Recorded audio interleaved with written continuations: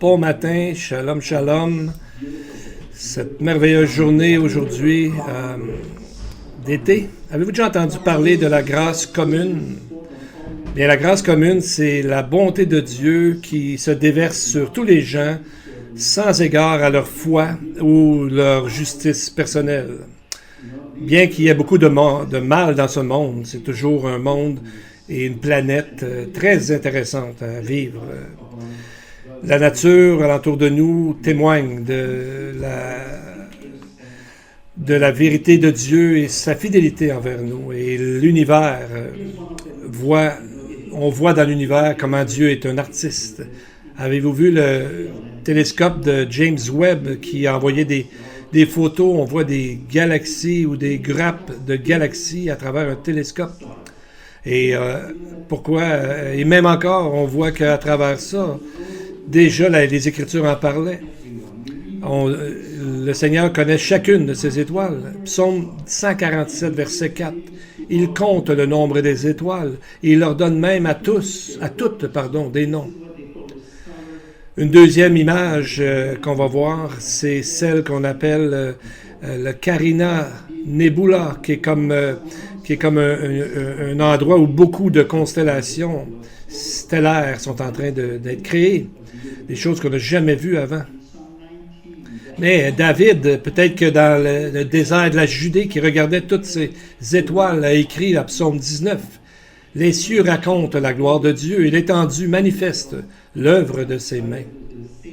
Bien sûr qu'il n'y avait pas le même degré de détail qu'on peut voir dans un télescope, mais déjà il déclarait la gloire de Dieu à travers de ce que David pouvait voir. Et on devrait faire la même chose lorsqu'on voit des images de cet univers. Donc on voit, j'ai hâte de voir les prochaines images que ce télescope va nous amener. Maintenant, revenons sur Terre. Pardon. Nous, on a des choses merveilleuses qui sont arrivées cette semaine. Devinez qui se rencontre présentement le 19 juillet? Les présidents de la Russie, de la Turquie et de l'Iran. Si on voit sur la carte, c'est les trois principaux joueurs d'une prophétie de 2500 ans de Gog et Magog que nous lisons dans le texte Ézéchiel 38 et 39. Si Ézéchiel était vivant aujourd'hui, il serait tellement étonné et de voir comment Dieu agit avec précision, de voir que les trois, la Bible les appelle roches, la Perse et Togarma, et qui sont en train de se rencontrer pour ensemble, finalement, venir qu'à amener une prophétie que Dieu avait donnée. Et ce n'est pas une rencontre qui est isolée parce que, en même temps, le président Biden des États-Unis a visité le Moyen-Orient. Il a déjà rencontré Israël et ensuite il est allé en Arabie Saoudite. C'est important de mentionner que l'Arabie Saoudite est un des derniers pays de la région du Golfe qui vient d'ouvrir hier, ou en tout cas avant hier, je crois, leur espace pour les avions qui peuvent passer, ce qui n'arrivait pas avant. Mais pour ce qui concerne la Russie, la Turquie et l'Iran, pourquoi ces trois pays se rencontrent? Bien, ils disent que c'est pour la paix en Syrie, mais la Syrie est leur entrée en Israël. En Israël, pour citer le président Herzog durant la visite du président, il a dit « Aujourd'hui, les vents de la paix soufflent de l'Afrique du Nord à travers la Méditerranée jusqu'aux pays du Golfe. » Mais cette phrase se réfère, dans le fond, à cette fausse paix que la parole parle, une fausse paix qui va arriver et qui va faire que les gens vont se douter de moins en moins de ce que l'Antichrist va arriver à faire. On voit ces textes dans la Bible d'un traité de paix qui va durer 3 ans et demi à une certaine paix, puis ensuite, ça va être la confrontation finale pour les derniers 3 ans et demi, pour un total de 7 ans. L'apôtre Paul en avait déjà parlé dans 1 Thessaloniciens 5.3. « Quand les hommes diront « paix et sûreté », alors une ruine soudaine les surprendra, comme les douleurs de l'enfantement surprennent la femme enceinte, et ils n'échapperont pas. C'est pas une vue très optimiste du futur proche, mais les prophéties bibliques parlent aussi de beaucoup de détails concernant la suite de ce conflit final et comment la terre va être merveilleusement refaite et ça va être un merveilleux endroit où vivre. Donc, c'est notre espoir et c'est ce qu'on s'attend qu'on nous avons dans le Seigneur, dans le Messie, que bientôt il revient et on voit de plus en plus des choses se mettre ensemble, s'emboîter pour arriver à cet endroit précis que la Bible a déjà annoncé des milliers d'années avant. Bien, maintenant, nous allons prier pour nos enfants. S'ils ne sont pas avec vous, s'ils sont jeunes, prenez-les près de vous. Sinon, pensez à eux et prions ensemble pour nos enfants qui sont la relève de demain et qui ont à vivre des choses pas faciles. Et bénissons la parole avant de commencer. Béni sois-tu, ô Éternel, notre Dieu, Roi de l'univers, qui nous donne la parole de la vérité et qui sème la vie éternelle parmi nous. Béni sois-tu, ô Éternel, qui nous a donné les Écritures. Amen. Bien, maintenant, ouvrons nos Bibles au chapitre 2 de l'Évangile de Marc, où nous sommes rendus, mais lentement, mais sûrement, nous allons de plus en plus voir qui Jésus est vraiment. Commençons avec les 2 premiers versets qui nous amènent après plusieurs jours après la guérison du lépreux. Nous nous rappelons que Jésus a dit aux lépreux qui avaient été guéris d'aller à Jérusalem voir les sacrificateurs en tant que témoignage de ce miracle messianique. Et après quoi les autorités du temple ont envoyé une délégation à Capernaum et on les voit en Galilée à ce moment-là. Et on voit que Marc 2, versets 1 à 2. Quelques jours après, Jésus revint à Capernaum. On apprit qu'il était à la maison. Il s'assembla un si grand nombre de personnes que l'espace devant la porte ne pouvait plus les contenir. Il leur annonçait la parole. Donc on voit que déjà la réputation de Jésus le précédait partout où il allait. Et on voit qu'il était à la maison où est-ce qu'il n'y avait pas il y avait plus de place. Et la porte ne pouvait plus faire rentrer des gens. Et on remarque ce qu'il est en train de faire. Il leur annonçait la parole. Donc, c'est ce qu'il faisait. En fait, la raison vitale qui est venue sur Terre, c'est pour justement restaurer la relation entre Dieu et l'homme et en personnalisant la parole de Dieu pour le peuple, car il est la parole. Il était toujours en train de les enseigner dans la parole de Dieu et à propos de la parole de Dieu. Et parce que la parole de Dieu doit être notre lien avec Dieu et c'est comme ça qu'on est nourri, c'est comme ça qu'on apprend, c'est comme ça qu'on grandit. Donc, tout a rapport avec la parole de Dieu pour rester près de Dieu. Versets 3 et 4. Des gens vinrent à lui amenant un paralytique porté par 4 hommes. Comme ils ne pouvaient pas l'aborder à cause de la foule, ils découvrirent le toit de la maison où il était et ils descendirent par cette ouverture le lit sur lequel le paralytique était couché. C'est vraiment quelque chose qu'on ne s'attend pas. Ici, on voit qu'il y a 4 hommes et un paralytique. Alors, quand ils ont vu qu'ils ne pouvaient pas entrer, ils ont été dirigés par leur foi en Dieu pour faire cette action. Ils sont allés sur le toit, ils sont arrangés pour faire un trou dans le toit, en enlevant probablement plusieurs tuiles, et ensuite ils ont descendu l'enfant, le lit de l'enfant, exactement où Jésus est en train d'enseigner. Peut-être que Jésus n'a pas payé attention tout de suite à ce qui se passait dans le plafond, mais il continuait à enseigner, mais on voit que probablement ça commençait à faire beaucoup de bruit.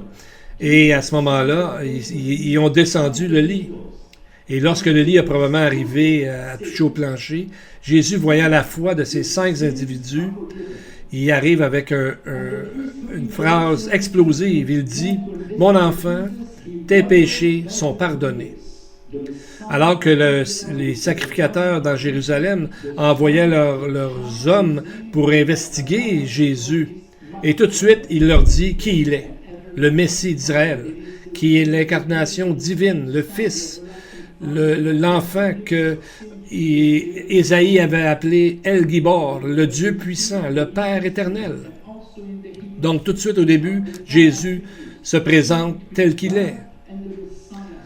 pour que les gens voient qu'il n'y a pas de différence entre Dieu et le Messie. Donc lui, il est Dieu.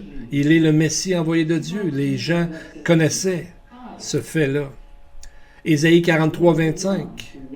C'est moi qui efface tes transgressions pour l'amour de moi, et je ne me souviendrai plus de tes péchés. Et juste avant ça, Dieu venait de dire, moi, je suis le Seigneur, il n'y a pas de sauveur à part moi. Mais ici, Jésus déclare que les péchés de cet enfant sont pardonnés. C'est quelque chose de fort pour ce que les gens s'attendaient à ce moment-là. Donc, on réalise que c'est encore plus touchant parce que c'est un enfant, selon le texte. On va voir plus tard. Les versets 6 et 7 maintenant. Il y avait là quelques scribes qui étaient assis et qui se disaient au-dedans d'eux, « Comment cet homme parle-t-il ainsi? Il blasphème. Qui peut pardonner les péchés si ce n'est Dieu seul? » Donc, leur deuxième phrase est absolument vraie. Qui peut pardonner les péchés si ce n'est Dieu seul? Et là, Jésus réclame qu'il est Dieu parce qu'il pardonne les péchés. Il dit qu'il pardonne les péchés. Rappelons-nous pour un moment, si on s'arrête, qu'il n'y a pas d'autre définition pour Jésus. Ce n'est pas un prophète, un simple prophète, un homme de Dieu, un grand philosophe ou je ne sais pas quoi. C'est Dieu incarné. Et c'est ce qu'il leur dit. Plus qu'un grand enseignant, c'est le plus grand des prophètes, c'est le plus grand des philosophes, c'est le Messie, c'est Dieu lui-même. Donc si on ne donne pas cet attribut à Jésus, sa divinité, on va se retrouver à adorer quoi? Une idole. Et tout le Nouveau Testament, à ce moment-là, est rejeté parce que Jésus est vraiment clairement décrit dans le Nouveau Testament. Donc, on voit que c'est vraiment Jésus ce qu'il voulait faire, montrer qu'il est le Dieu vivant. Et dans le texte, on voit que c'est un jeune enfant, parce que c'est le mot en grec « teknon ». C'est toujours traduit 99% des fois comme « enfant ». Et plusieurs traductions ont « mon fils ». Donc, on voit que c'est seulement ici qu'on voit la traduction de teknon comme étant fils au lieu d'enfant. Parce que les traducteurs, quand ils traduisent, amènent souvent leur théologie. Et lorsque ça ne rentre pas dans leur théologie, ben, ils changent le mot pour que ça puisse fonctionner. Donc, on voit que dans les 4 personnes qui l'ont amené, peut-être qu'il y avait son père là-dedans, on ne le sait pas. Peut-être qu'il y avait des gens de la famille ou simplement des amis, mais en tout cas, c'était des gens avec une grande foi. Vous rappelez-vous la femme qui avait prié Jésus, qui pleurait que Jésus guérisse son fils, et Jésus l'a fait. Et le fils du centurion, que Jésus a guéri d'une grande distance, sans même le voir, sans même y aller. Donc, ça a vraiment touché les gens. C'était ça le but de Jésus. Mais voyons ce qui arrive après. Jésus confirme encore davantage sa divinité. Après qu'il ait déclaré que les péchés de l'enfant sont pardonnés, il se tourne vers les scribes et leur dit « Pourquoi avez-vous de telles pensées dans vos cœurs? » Rappelez-vous, au verset 6, on voit qu'ils ne se parlaient pas un à l'autre, mais ils pensaient, ils raisonnaient dans leur cœur. Et Jésus leur dit « Pourquoi vous pensez comme ça? Pourquoi avez-vous de telles pensées au-dedans de vous? » Donc, c'est une autre confirmation de sa divinité, parce que seulement Dieu peut connaître les pensées des gens. Donc, c'est une autre confirmation de sa divinité. Seulement Dieu peut pardonner les péchés, et Dieu seulement aussi peut lire les pensées. Donc, 1 plus 1, ça devrait faire 2.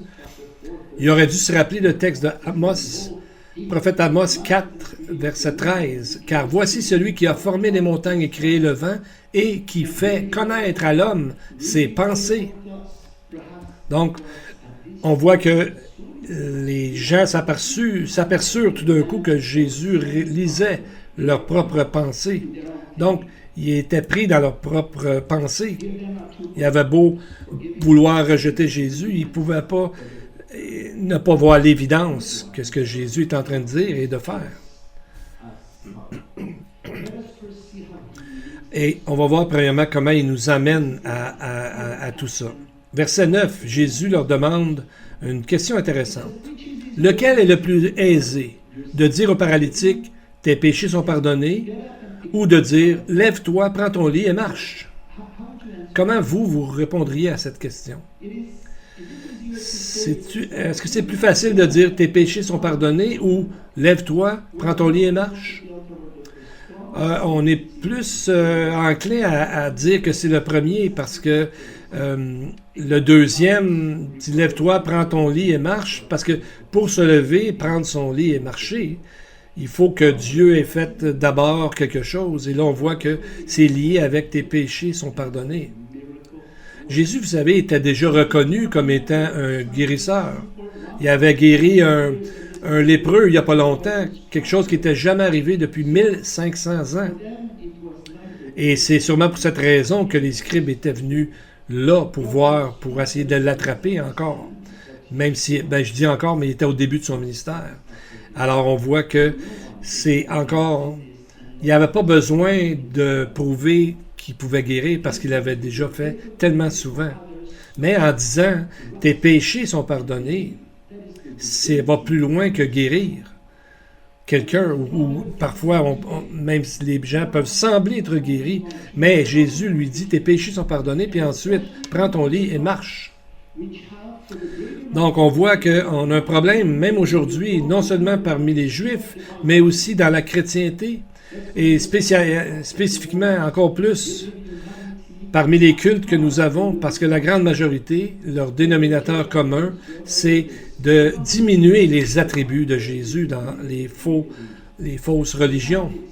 Les Mormons, par exemple, et ils disent que le Messie est un homme, c'est pareil, c'est égal. Les témoins de Jéhovah, donc, ne croient pas qu'il est divin, mais ils croient que c'est un ange qui a été créé. Les catholiques et plusieurs autres dénominations qui font partie des catholiques prient Marie ou les saints, alors que seulement Jésus doit être adoré selon la Bible et on doit prier seulement Jésus. Les prières sont supposées être seulement dirigées vers Dieu, la Bible dit. Et l'adoration, même chose. Quelle que soit la phrase la question qu'on se demande, Jésus répond aux deux questions. Et il leur explique, verset 10, « Or, afin que vous sachiez que le Fils de l'homme a sur la terre le pouvoir de pardonner les péchés, je te l'ordonne, dit-il au paralytique, lève-toi, prends ton lit et va dans ta maison. » Tout de suite après que la guérison a été faite, le jeune homme s'est levé, il a pris son lit et il a passé à travers les gens, puis il est parti chez lui. Donc, ça a dû être l'occasion d'une grande joie parmi les gens qui étaient là. Mais qu'est-ce qui est vraiment explosif dans ce texte-là? C'est qu'il utilise le titre « Le Fils de l'homme ». Dans les évangiles, on parle parfois du Fils de Dieu, mais encore plus souvent du Fils de l'homme. Le Fils de Dieu, on peut trouver ça 27 fois dans les évangiles, alors que le Fils de l'homme, on peut le trouver 84 fois. Donc, c'est ça qu'il aurait dû investiguer. Le Fils de l'homme. D'où origine ce titre de Fils de l'homme dans la Bible. Daniel 7, verset 13. Quand le prophète a été témoin, c'était des témoins des moments qui précédaient exactement juste avant la deuxième venue. Le texte dit « Je regardais pendant mes visions nocturnes, et voici, sur les nuées des cieux arriva quelqu'un de semblable à un fils de l'homme. Il s'avança vers l'ancien des jours, et on le fit approcher de lui. » Ça, c'était une prophétie bien, bien connue par les Juifs, par les Juifs religieux. Le Fils de l'homme, ce n'est pas un titre, mais une description, en fait.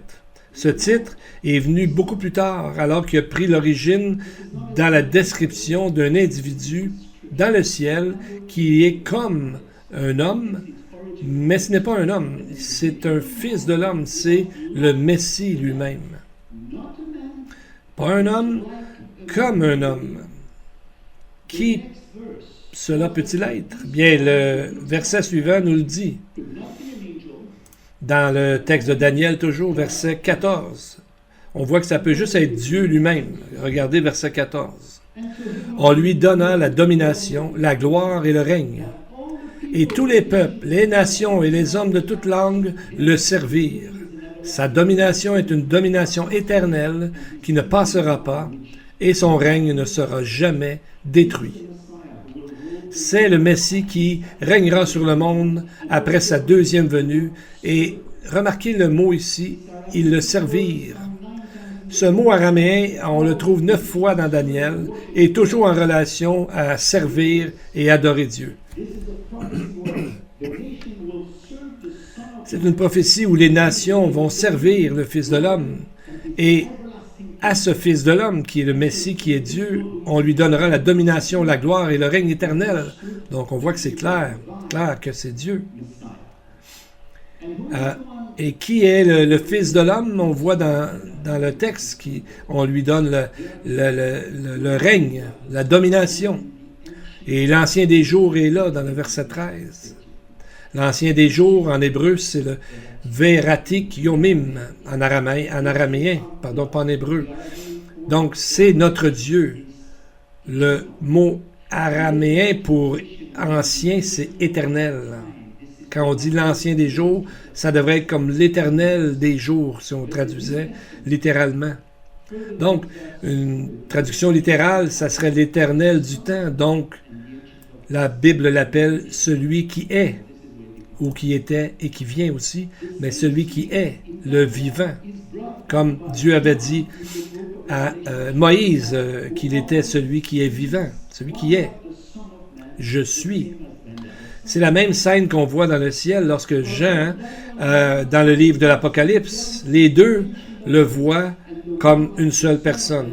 Dans l'Apocalypse, chapitre 1, la description de l'Ancien des jours et dans Daniel est la même description qu'on voit pour Jésus dans l'Apocalypse. Par exemple, dans Apocalypse 1, on voit que Jésus, sa tête et ses cheveux étaient blancs comme de la laine blanche, comme de la neige. Et Jean, lui, c'est ce qu'il voit. Mais Daniel a une description très, très semblable de l'Ancien des jours. Il dit que les cheveux de sa tête étaient comme de la laine pure. Ensuite, on lit que Jésus, dans l'Apocalypse, est vêtu d'une longue robe jusqu'à ses pieds. C'était une robe ou un vêtement de sacrificateur qui était blanc.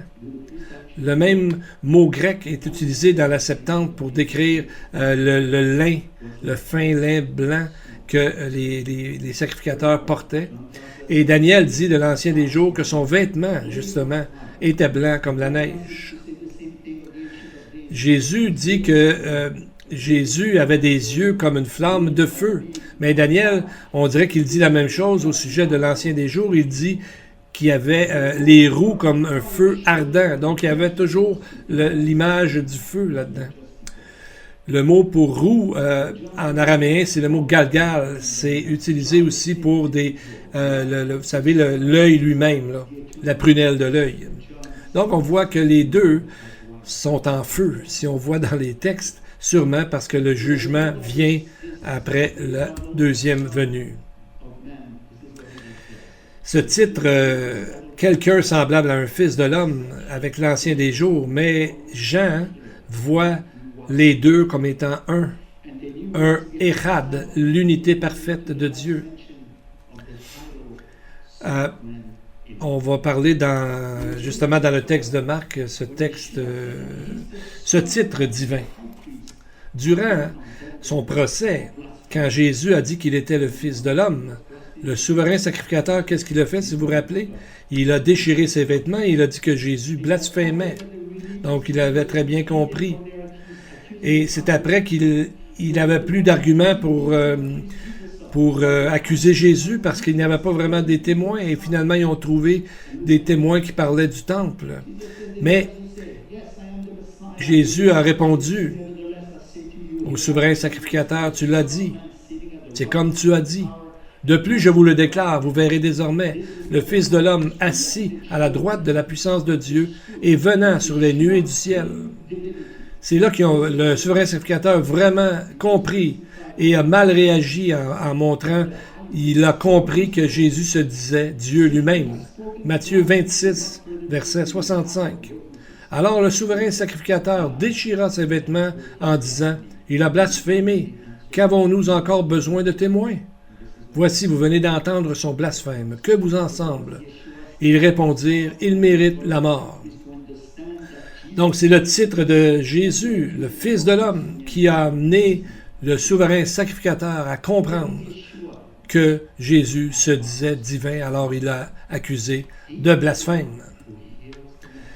Alors, qui est Jésus? En quelques mots, il est celui qui pardonne les péchés. Il est celui qui a guéri le lépreux. Il est celui qui est capable de lire les pensées des humains. Qui est comme un fils de l'homme qui est descendu sur terre pour mourir pour nos péchés et pour sauver, apporter le salut à quiconque se repentira, et le reconnaîtra en tant que Messie. Tel est notre Sauveur merveilleux.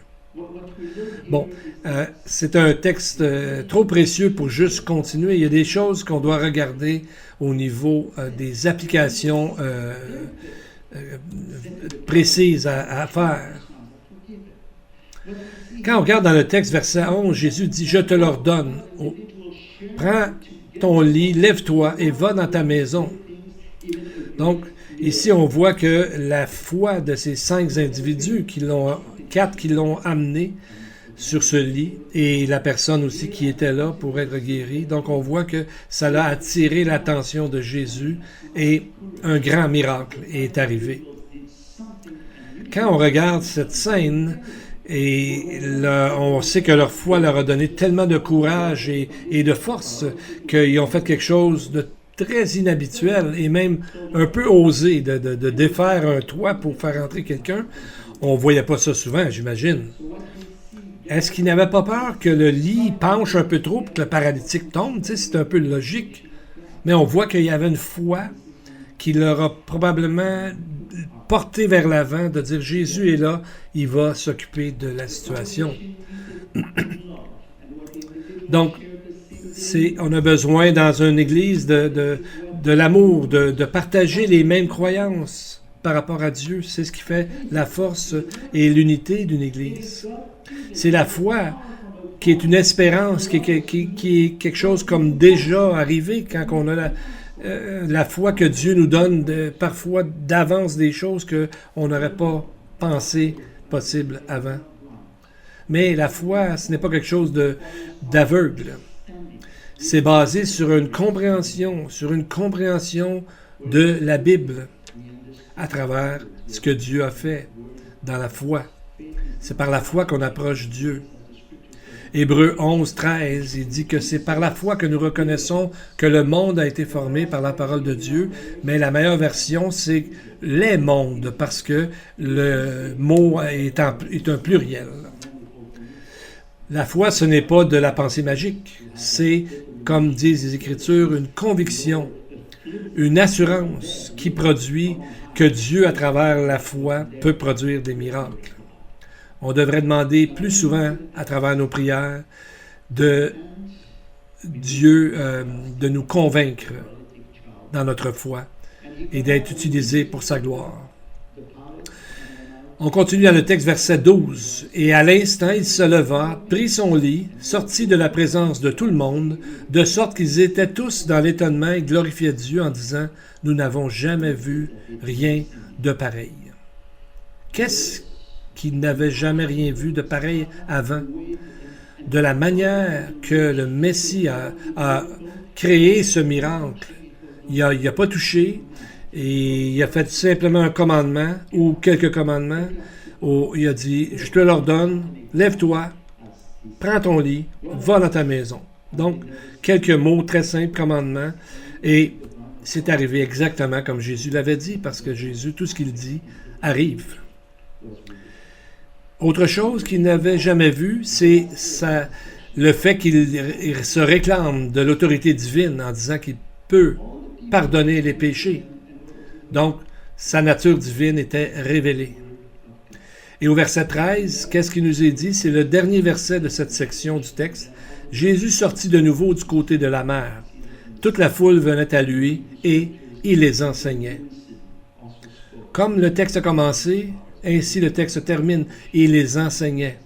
Et sûrement, il devait leur parler de plusieurs prophéties messianiques, du Messie dans toutes les Écritures.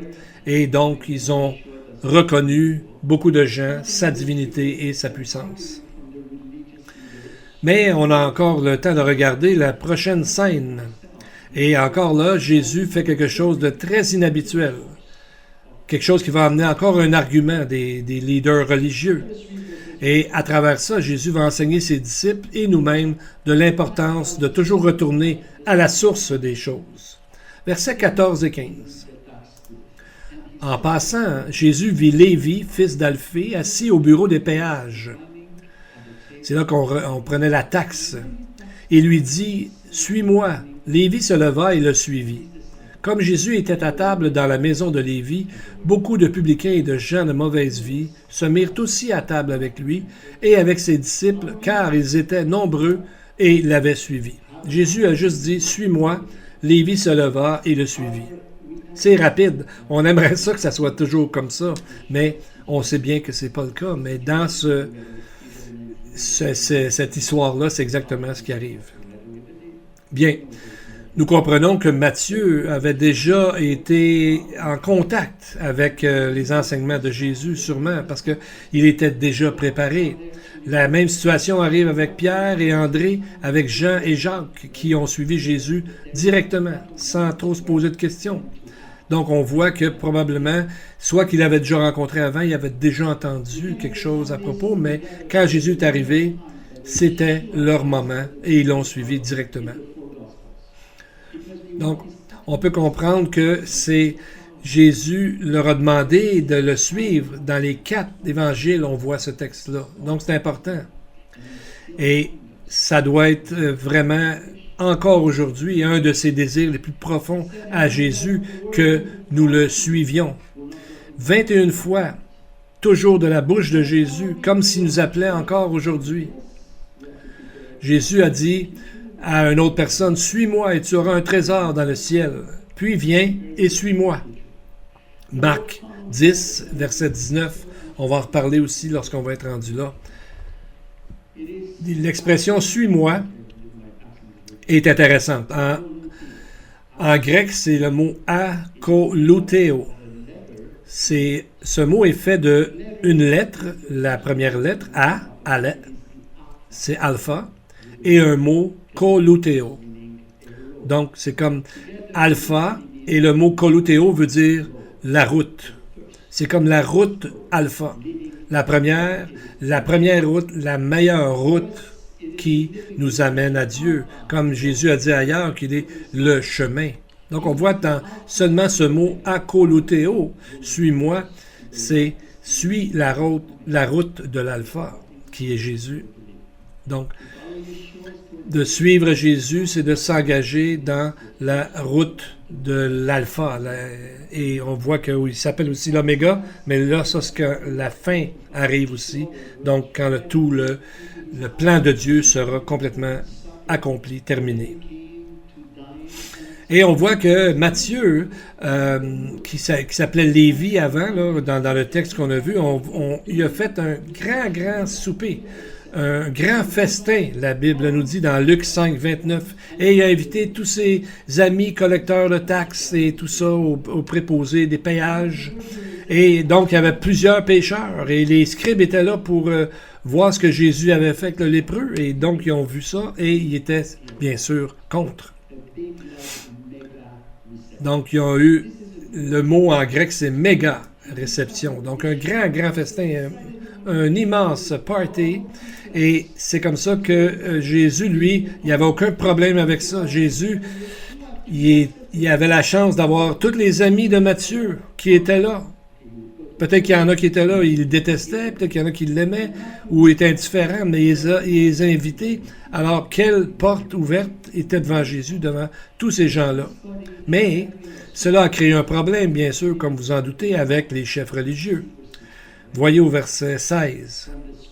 Les scribes et les pharisiens, le voyant manger avec les publicains et les gens de mauvaise vie, dirent aux disciples, « Pourquoi mange-t-il et boit-il avec les publicains et les gens de mauvaise vie? » Donc ici, on entend dans le livre de Marc pour la première fois parler des pharisiens. Alors que l'autre groupe, les Sadducéens, était composé seulement de Lévites et de sacrificateurs. Les pharisiens étaient des gens de toutes les tribus d'Israël, à part la tribu de Lévi. Mais on voit on lit que les scribes des pharisiens, pardon, la plupart des versions disent les scribes et les pharisiens, mais la meilleure version du texte serait les scribes des pharisiens, parce que chacun avait leur propre scribe. Pourquoi? Parce que les scribes, c'était ceux qui copiaient et recopiaient la Torah et les rouleaux de l'Ancien Testament et étaient responsables aussi pour les documents légaux. Et c'est peut-être la différence, pourquoi on faisait une différence entre les scribes pharisiens qui prenaient soin de tout ce qui était des documents non religieux et les scribes des Sadducéens qui, eux autres, prenaient soin de tous les documents religieux. Mais quand on parle maintenant des collecteurs de taxes ou des préposés au payage, comme dit le texte, ce qui arrivait, c'est que dans ce temps-là, celui qui collectait les taxes payait d'avance le gouvernement et ensuite il allait facturer les gens sur leur terrain. Donc, il y avait la chance pour ceux qui étaient malhonnêtes de demander beaucoup plus d'argent que ce qu'ils avaient payé. Et pas justement à travers Israël qui avait un tel genre de vol, mais dans toute la nation romaine, si on veut. Donc, on voit que Jésus n'avait aucun problème de manger avec ces gens-là et on peut apprendre une bonne leçon pour nous quand c'est le temps de partager la parole de Dieu et avec qui. Le salut, c'est pour tout le monde. Ça n'a aucun rapport avec la nationalité, l'âge, la réputation, la croyance. Le salut doit être annoncé à tout le monde. Paul, dans Romains 10, 14, dit bien, « Comment donc invoqueront-ils celui en qui ils n'ont pas cru? Et comment croiront-ils en celui dont ils n'ont pas entendu parler? Et comment en entendront-ils parler s'il n'y a personne qui prêche? » Et celui qui prêche ici est toute personne qui connaît la vérité. Pas un spécialiste, un pasteur, un ancien, un diacre ou autre. C'est quelqu'un qui connaît la parole de Dieu et qui en parle alentour. Donc, on doit en parler alentour de nous, connaître des non-croyants sans devenir leur proie ou encore sans devenir esclave d'eux, mais on doit être quand même capable de parler à des gens qui ne connaissent pas le Seigneur, parce que sinon, qui va leur en parler? Jésus leur répond par une autre question au verset 17. Il dit, ce ne sont pas ceux qui se portent bien, verset 17, qui ont besoin de médecins, mais les malades. Je ne suis pas venu appeler les justes, mais des pécheurs. En fait, on peut dire qu'ils riaient vraiment d'eux autres, de leur façon de penser, parce que pour eux, ils se disaient, seulement les personnes qui n'ont pas une bonne santé ont besoin d'un docteur. Donc, les autres ne se voyaient pas comme pécheurs. Donc, ils se voyaient comme des gens en santé spirituelle qui n'avaient pas besoin de Dieu. Ils servaient Dieu et tout était correct pour eux. Ils n'étaient pas ouverts à ce que Dieu leur dise qu'ils étaient dans l'erreur. Donc, Jésus dit, je ne suis pas venu pour vous parce que vous dites que vous n'avez pas de besoin de moi. Vous savez, quand on dit que Jésus riait d'eux, ça nous choque un peu, mais je pense qu'on pourrait dire que Jésus fait tout pour avoir une réaction. Et si ça avait eu une réaction positive, ça aurait été bien, mais on voit que les gens sont restés dans leur façon de penser pour détester Jésus. Psaume 14 nous dit « L'Éternel du haut des cieux regarde les fils de l'homme pour voir s'il y a quelqu'un qui soit intelligent, qui cherche Dieu. » Donc Dieu cherche toujours l'ouverture. Et on devrait se rappeler de cette phrase « Je ne suis pas venu appeler des justes, mais des pécheurs. » Parce que se rappeler qu'il y a des gens qui ne veulent rien savoir. Donc, il y a un moment où on doit arrêter, parce que les gens, même s'ils sont gentils, ne nous écoutent pas vraiment. Mais se rappeler que s'ils se croient justes, bien, probablement qu'ils vont refuser. Pour terminer, rappelons-nous que le premier miracle de guérison que Jésus a fait était sur une femme. Mais, comme pour le collecteur de taxes, les deux, autant la femme comme les collecteurs de taxes, leur témoignage n'était même pas accepté en cours. Pourtant, Jésus est venu les voir les deux et a guéri les deux. Donc, on voit que l'Évangile est pour tout le monde. Donc, ça nous pousse aussi à nous dire que on doit prendre soin des gens qui sont malades. Ces gens-là qui ont rencontré Jésus de cette façon, on voit que Jésus est venu pour guérir ceux qui faisaient appel à lui. Une autre grande vérité qu'on a vue, c'est dans son pouvoir divin du Messie, qu'il a utilisé pour confirmer son identité, afin que le plus grand nombre soit sauvé. Il pardonne les péchés, comme Ésaïe a dit Ésaïe a dit qu'il le ferait dans Ésaïe 53. Il est capable de lire les pensées et il parle de lui-même comme étant le Fils de l'homme. Donc, il est venu comme un homme sur cette terre. Il a nourri avec la manne plusieurs personnes. Il y a aussi le miracle lorsqu'il a donné à manger à tous ces gens qui l'écoutaient. 1 Timothée 3,16. « Et sans contredit, il est grand le mystère de la piété, celui qui a été manifesté en chair, justifié par l'Esprit, vu des anges, prêché aux gentils, cru dans le monde et élevé dans la prière. » Dans la gloire, pardon. Nous allons prier maintenant. Let us give praise to God on high. He is blessed and is to be blessed, for no one is like you, Heavenly Father. You are great in holiness and doing wonderful things. Blessed are you, O Lord our God, and the God of our fathers, the God of Abraham, the God of Jacob and of Isaac, the God who is great, powerful, and revered, the God most high, the Lord of heaven and earth, our shield and the shield of our Father, the God who increases our faithfulness day after day.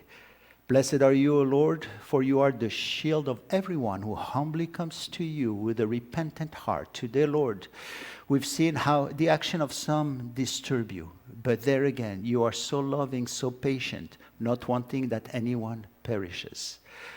How you take care of your people is beautiful to see. Bless each and every one present here, and each and every one who are listening to this prayer. Put your healing hand over those who are sick and who are looking to you for healing. Rest your spirit, your Ruach HaKodesh, on those who are hurting, who are going through a difficult time. Give them hope and joy. Rest your salvation of those who desire it, but who never are saved yet. Let them come to you and be saved. And to the congregation, the Lord bless you and keep you. The Lord makes his face shine upon you and be gracious to you. The Lord lift up his countenance upon you and give you peace. Amen and amen. May the Lord bless you all. And let's give a hand to Yeshua, right? After all, yeah. Amen. I'm going to ask the music team to come forward, and we're going to worship even more. Amen.